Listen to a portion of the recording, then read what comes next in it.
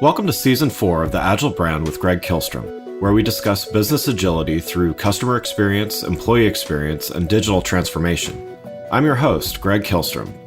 The Agile World podcast is brought to you by TEKsystems, an industry leader in full-stack technology services, talent services, and real-world application. For more information, go to teksystems.com. To read more about the topics discussed on this show, you can go to my website at gregkihlstrom.com and read my latest articles or get a copy of my latest book, Meaningful Measurement of the Customer Experience, now available on Amazon and other retailers. My name is Greg Kihlstrom, and I'm the host of the Agile Brand podcast. Today we're going to talk about automation and how it is helping retailers stay customer-focused amidst a variety of challenges, including supply chain disruptions and more. To help me discuss this topic, I'd like to welcome Doug LaBahn, CMO at Cin7. Doug, welcome to the show.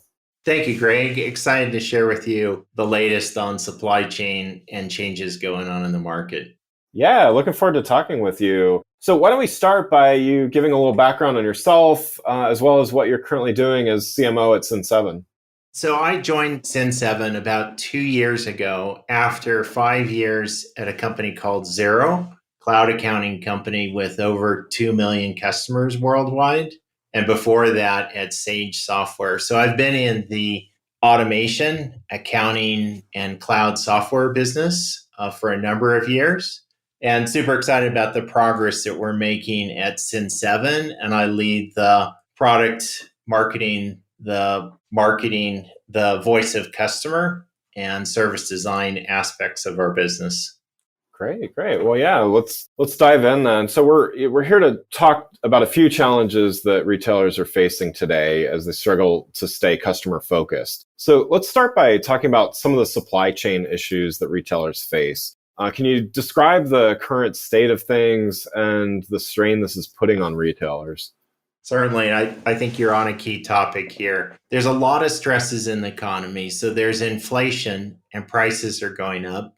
So we see that our customers, and we have over 8,000 customers, are thinking about their pricing strategy and how to be fair to the customers and create a great experience so the loyal customers continue that loyalty without feeling the pressure of inflation. We also see at the same time supply chain challenges. So one of our many retailer clients, a fashion designer, Megan Fabulous, and you know fashion is very season oriented. So they're ordering product, but it's arriving after the peak season for that. So lots of businesses are struggling with the delivery of the product at the right time when customers want to purchase it. And the third one, which I think we're all thinking a lot about is there a recession on the horizon? Will consumers close their wallets and stop purchasing or slowing their purchasing? So those three factors are really coming together to create challenges. Yeah. So how can increased automation of inventory help retailers alleviate some of the challenges associated with supply chain disruption? Well, I would start by dividing the world into two types of businesses. You have businesses that they're established, they're successful, but they're running on desktop and server-based technologies. In our study, we've done a study of 4,000 businesses in the US and the UK, and 86% of businesses still have a lot of on-premise old software. Those businesses are really struggling because they can't get real-time information about customer purchases, about their inventory, and consumer changes. The second type of businesses have moved to the cloud, and now they're natively integrated, meaning they have direct connections to their online marketplaces, to their retail stores. They can see their inventory in a physical retail store and online at the same time. The second group of businesses are thriving in large part because the automation reduces a lot of the manual work and a lot of the manual errors. So platforms like Cin7 can be used by retailers to help with some of this. Can you talk a little bit about how your platform works and maybe how it differs from some other solutions that might be available? Excellent. I'll use a couple terms that I think everybody will be familiar with. So a 360-degree view of your business or a customer 360, being able to see everything about your customer. And those are long-term trends, and people are at various stages of maturity in achieving those. What we provide is a 360-degree view of your inventory. So you can know at any time, you can open a browser, you can open a mobile device and know exactly how many you have in stock, in what locations, in what colors and sizes, in your stores, in your 3PL warehouses, or somewhere in your supply chain. So we give that 360-degree visibility in real time to our customers. That's great. Well, yeah. So let's talk about another challenge now. Switch gears a little bit. Inflation. So, how has inflation affected these companies, and what are the best methods that retailers can use to maintain profitability despite fluctuations in inflation? Well, Greg, I think you picked on the hardest topic there. Sorry. At a starting point, and it's perhaps the basics, is a retailer can't be successful if you sell a product for less than you paid for it. So the purchase price. What is hard for many businesses is also to understand all the handling costs and shipping costs that come from the point of location. So maybe you manufacture a product in Vietnam with contract manufacturer. It's shipped through Los Angeles. There are shipping delays in the Los Angeles harbor. And then you're going to put it for sale in your online stores, and you're deciding between your own online store, Amazon, and how to price that. First, my sympathy to everybody that struggles with that. That is hard. Yeah. What can make it a lot easier, though, is understanding your total cost of the product and the total availability of the product. So if you know what's available, then you can sell it to the most profitable channel. Sometimes Amazon's going to be more profitable than your online store. And other times you're going to want to send it to the physical retailer. When you add inflation to that, you have to anticipate what your cost to replace that inventory is. So your prices today may reflect the inventory that you bought 6 months ago on a slow supply chain. So you can still, on paper, provide a profit if you're reporting to your investors. However, you can't replace that inventory at the same price. So you have to anticipate how that cost flows through your supply chain and ultimately to the customer. Got it.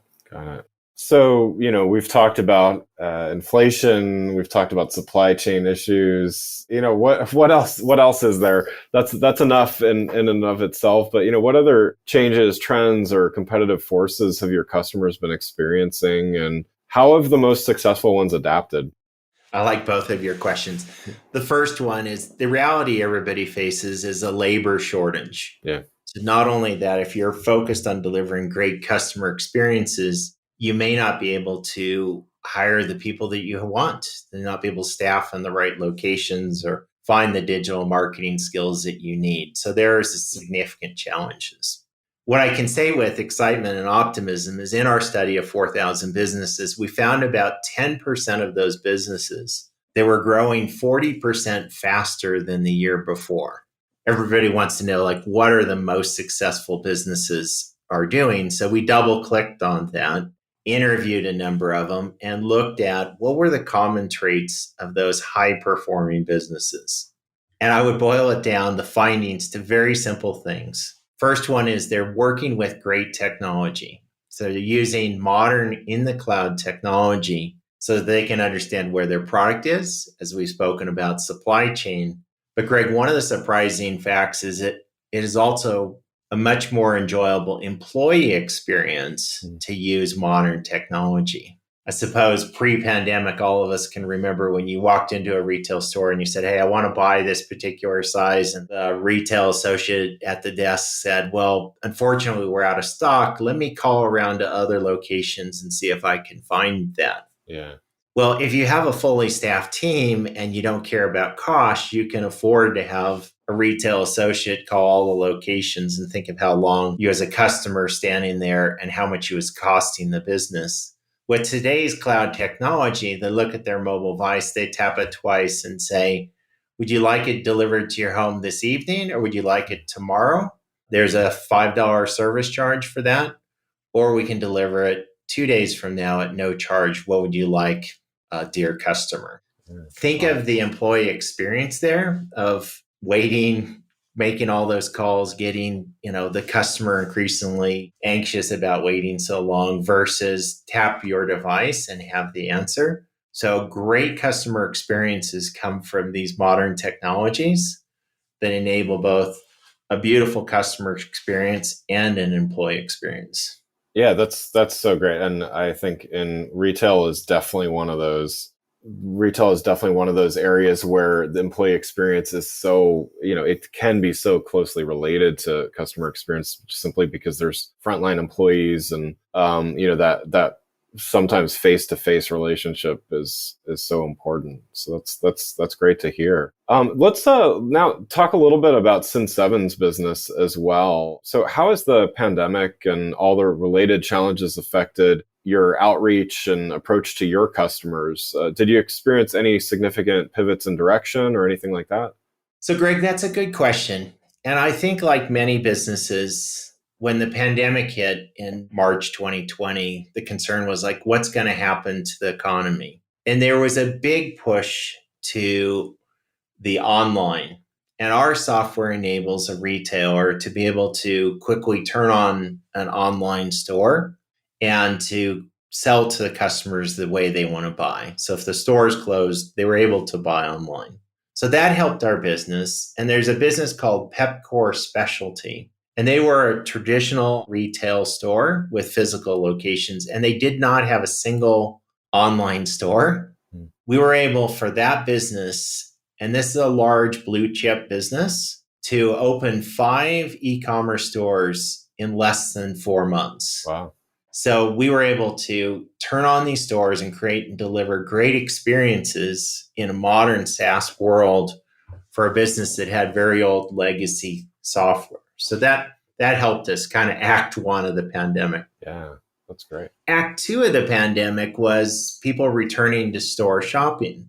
So now people who have been selling online go, wow, my Shopify store, my online store looks beautiful. But when I'm standing behind the desk and looking at my old point of sale system, it's looking pretty old and tired. And by the way, it's not connected to my online store, so I can't tell what stock I have and what the customer purchased last time if they ask me, like, what size did I buy last time? So now we're seeing as the retail stores open, people want to modernize their point of sales experiences. And we help with that by bringing that 360-degree view of the inventory.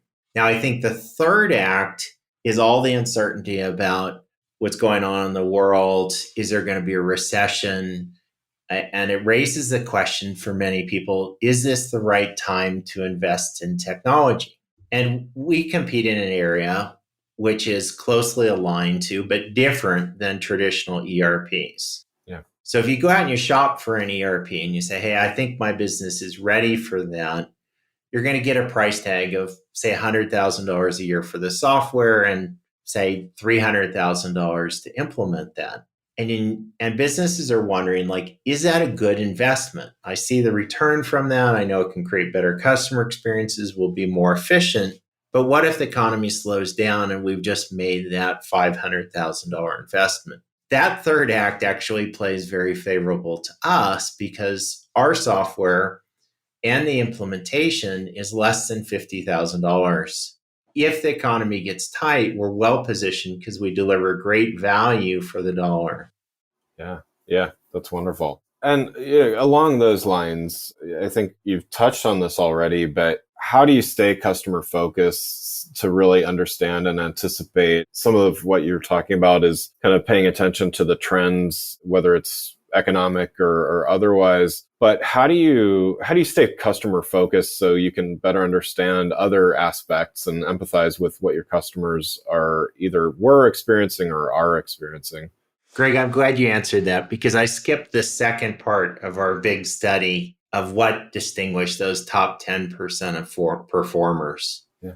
And I hope your audience has a lot of consultants in the audience because the second thing that stood out that was very different for the top 10% was their use of experts. So if you're running a business, and I'm the chief marketing officer of our business, I actually have 5 digital marketing coaches or experts that I work with. So I get the brain power of an army of smart people to run our business. And I feel for the person that's out there, the CMO or the customer experience person that doesn't have their network of experts. And I say this from a point of data where those top 10% had on average 5 different experts consulting for their business. So I think the first mistake you could make in your customer experience is to try to do it on your own or to try to run workshops internally within your business. Yeah.